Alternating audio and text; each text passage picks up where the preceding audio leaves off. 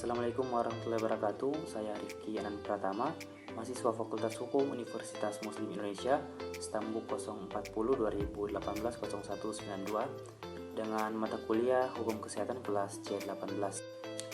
Video kali ini merupakan tindak lanjut mahasiswa terhadap materi yang diberikan, yakni mengenai eutanasia. Adapun keempat pertanyaan yang diberikan yakni sebagai berikut. Pertanyaan yang pertama, bagaimana kaitannya eutanasia dalam perspektif HAM? Yang kedua, bagaimana kaitannya dalam perspektif hukum pidana dan sebutkan salah satu pasal yang berhubungan dengan eutanasia.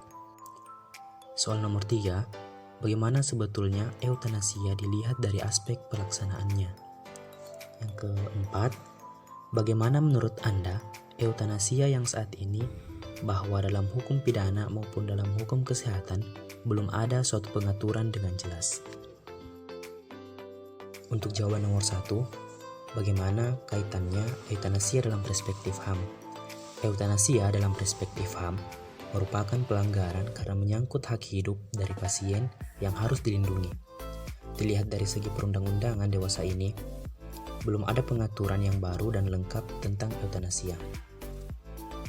Jawaban untuk soal nomor 2, bagaimana kaitannya dalam perspektif hukum pidana dan sebutkan salah satu pasal yang berhubungan dengan eutanasia.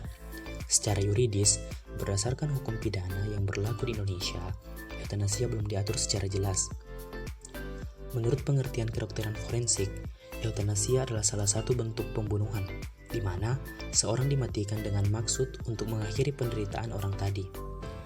Pasal 344 KUHP menyebutkan bahwa barang siapa menghilangkan jiwa orang lain atas permintaan orang itu sendiri yang sangat tegas dan sungguh-sungguh, orang itu dipidana dengan pidana penjara selama-lamanya 12 tahun. Untuk jawaban soal nomor 3, bagaimana sebetulnya eutanasia dilihat dari aspek pelaksanaannya? Bila ditinjau dari cara pelaksanaannya, eutanasia dapat dibagi menjadi 3 kategori, yaitu eutanasia agresif, eutanasia non-agresif, dan eutanasia pasif. Eutanasia agresif, disebut juga eutanasia aktif, adalah suatu tindakan secara sengaja yang dilakukan oleh dokter atau tenaga kesehatan lainnya untuk mempersingkat atau mengakhiri hidup seorang pasien. Eutanasia agresif dapat dilakukan dengan pemberian suatu senyawa yang dimatikan, baik secara oral maupun melalui suntikan. Salah satu contoh senyawa mematikan tersebut adalah tablet sianida. Eutanasia non-agresif, kadang juga disebut eutanasia otomatis, digolongkan sebagai eutanasia negatif, yaitu kondisi di mana seorang pasien menolak secara tegas dan dengan sadar untuk menerima perawatan medis meskipun mengetahui bahwa penolakannya akan memperpendek atau mengakhiri hidupnya. Penolakan tersebut diajukan secara resmi dengan membuat sebuah kodisil atau pernyataan tertulis tangan.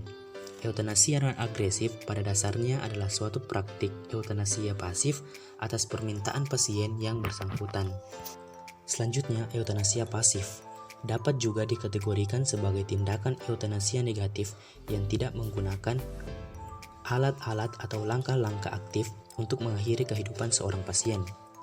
Eutanasia pasif dilakukan dengan memberhentikan pemberian bantuan medis yang dapat memperpanjang hidup pasien secara sengaja.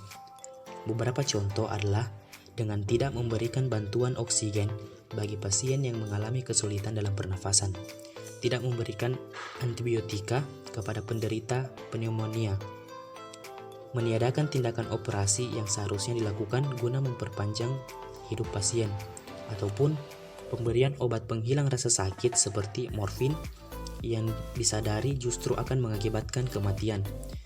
Tindakan eutanasia pasif seringkali dilakukan secara terselubung oleh kebanyakan rumah sakit.